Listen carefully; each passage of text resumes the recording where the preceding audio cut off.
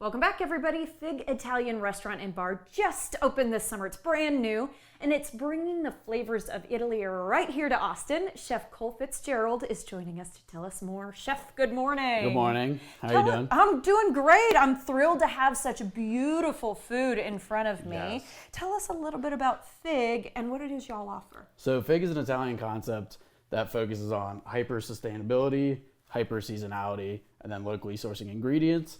We take a lot of pride in our pasta production, our bread production, but really we're highlighting a lot of European techniques and flavors from all over the world. Okay, so if we're highlighting European techniques, that tells me you've had some really good culinary training. Yes, my friend. lots of French, lots of French. Lots of French background. Yes, for sure. Okay, so what made you get into kind of the Italian game? So my mother's Italian.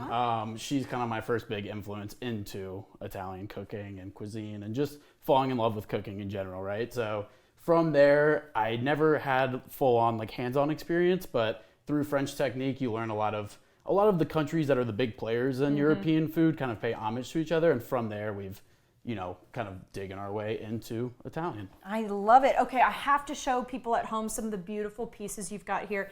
This looks to me like handmade pasta. Can you talk to me about that? Yeah, so this is an agnolotti. It's on our menu right now. It's stuffed with 3 cheeses. That's a mascarpone, taleggio, and ricotta. And then our agnolotti that is the color black, we use activated charcoal. It's fun. It makes nice contrast on the plate, and it's spooky season, so love it. Yep. It feels like little packages. I mean, they're absolutely incredible. And this pasta is blowing my mind because I'm sure you're making everything from scratch, yes, right? every day we make pasta, and this is our house-made pappardelle. Oh my gosh, that's so cool. An actual pasta, I think a lot of people would be surprised to find out, is so few ingredients. Yes, very few ingredients. The only thing that really differs on pasta is depending on the shape. You're kind of playing with the ratios of eggs, whole eggs, and then egg yolks if we want a really nice tacky or stiff dough to form shapes, to form longer pasta shapes. It just depends on really the eggs. Okay, so the ratio changes just a little bit. For sure. Interesting stuff. Okay, I want to ask about how it's going so far because you guys have been open a couple months now. Yeah. Fig's going great. We've had such good feedback from the community, which is awesome, and we really appreciate that. Great. We have a 4.9 on Google with almost 300 reviews.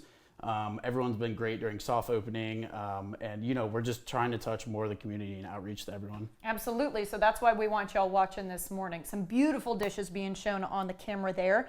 Talk to me about what you brought for us today. It's not a cooked dish, but it's beautiful. Not a cooked dish. A nice. As we fall out of summer and we're still in fall, I'm new to Texas. I'm learning that weather is definitely still hot. So we like still hot. hot and light dishes even when we're going into fall. So today we're going to be highlighting one of our new fall menu items. It's a striped bass crudo, and if you would like to help me with it, I would love to help you with it. We can go ahead and get it started. So I'm going to give you a spoon. A big spoon. Wow. Big spoon. First, I'm going to go ahead and dump the fish in the bowl, and then I'm going to get you going with everything else. Sure. So, and striped bass, what makes that the choice? Because it's the first time I've heard of it. So striped bass, and then you can go, as I hand you, we have around the right amounts inside so you can dump and then start. I'll go one by one. So we've got cucumbers for texture, nice and light. Back to your question about striped bass.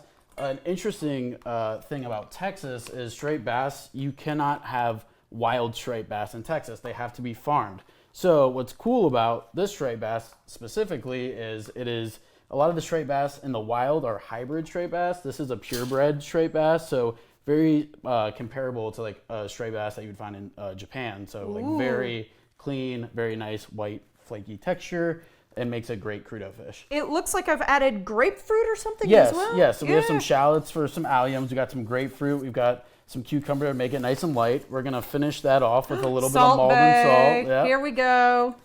So before with our crudo, I cure them, right? I cure them for about 3 hours and then wash them in ice cold salty water.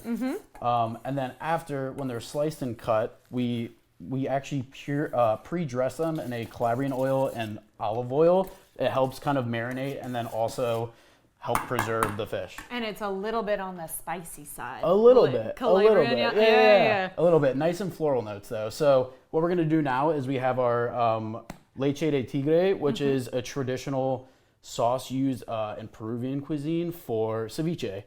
We have a nice little riff on this one. It's with coconut milk and lemongrass, so it's almost as if Thai curry and a leche de tigre had a baby, right? That's so amazing, yeah. we are gonna go ahead and put this down in the bowl. That looks great. Thank you, chef. And then what I'm gonna do is I'm just gonna tap, tap, tap. This is a really clever hack for putting sauce into something. It makes it a nice round, right? Yeah, gorgeous. I'm just gonna show everybody at home. Yeah. Easy. You And made then that look simple. how we plate at the restaurant is we do a half moon and we go in little segments around the bowl. There we go. Making it look easy. Yep. Done it a few times in my life. And quickly probably too, huh? For sure. Oh, it's gorgeous, and it's a lot of food, quite frankly. Yeah, it's 3 ounces. It's 3 ounces of fish. Everyone's, pre-weighed so that we have a consistent product for all of our guests. I'm showing people at home just in between. Yep. Okay, and we've got some maybe trimmings on the end. Yes, so we've got some garnishes for you. So we take cucumbers, we shave them thin, cut them down, and then kind of roll them up. So we have a nice little cucumber rose-esque. You had like tweezers in your apron. In the apron. You have to. Ready to just pull out. You have to have it, you know? Okay. All right, chef, just real quickly, the very last step over there, because we're running out of time. Very last step, we're going to put some cilantro on top. Oh, I love and cilantro. then that is our dish. Gosh, that's gorgeous. Okay, guys, we're going to post pictures of this on social media.